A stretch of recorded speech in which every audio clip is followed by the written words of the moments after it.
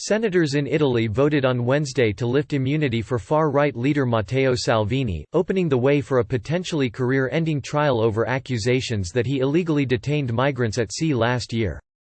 The result of the vote was due to be formally announced about 1800 Greenwich Mean Time, but a Reuters news agency tally, as the count progressed, showed a majority in favor of removing the legal protection that had shielded Salvini as a former cabinet minister.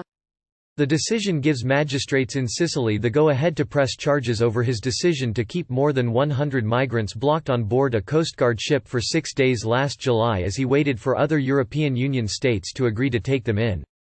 Salvini, the head of Italy's League Party who was serving as interior minister at the time, could eventually face up to 15 years in jail if found guilty at the end of Italy's tortuous legal process. A conviction could also bar him from political office, dashing his ambitions to lead a future government. Aware that the vote in the upper house looked certain to go against him, Salvini sought to make political capital out of the case, saying he had only been defending national interests. "I have chosen against my own interests, to go to court and rely on the impartiality of the judiciary," said Salvini. The Byzantine nature of Italy's legal system means Salvini faces no immediate risk, but the case could prove a distraction as other investigations start to pile up at his door.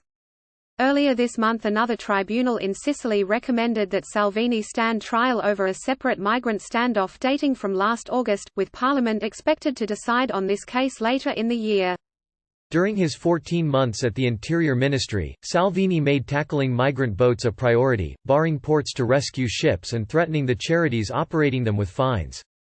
In July, 2 weeks before he sunk a coalition with the anti-establishment Five Star Movement, he refused to let migrants disembark from the Gregoretti Coast Guard vessel, ignoring pleas from human rights groups to let the group come ashore. Magistrates in Sicily believe it was an abuse of power that amounted to de facto kidnapping. But under Italian law, former ministers cannot be tried for actions undertaken while in office unless Parliament authorizes the investigation. The Senate was asked a precise question: did Minister Salvini act in the national interest? Yes or no? For us, it is no. This was election campaigning using 100 people aboard an Italian ship, said left-wing politician Anna Ascani. The Gregoretti investigation echoes another case from earlier last year, when magistrates sought to try Salvini over his decision to keep 150 migrants on board a Coast Guard ship for 5 days in August 2018. On that occasion, Parliament blocked the request, with Five Star rallying to his support, arguing that the decision to keep the migrants at sea was a collective one. This time, his one-time allies say he acted unilaterally without prior assent.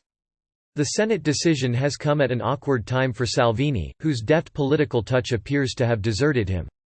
The League remains easily Italy's largest party with more than 30% support, the latest polls say, but a defeat in a key regional election last month frustrated Salvini's latest effort to bring down the Rome government and return to power.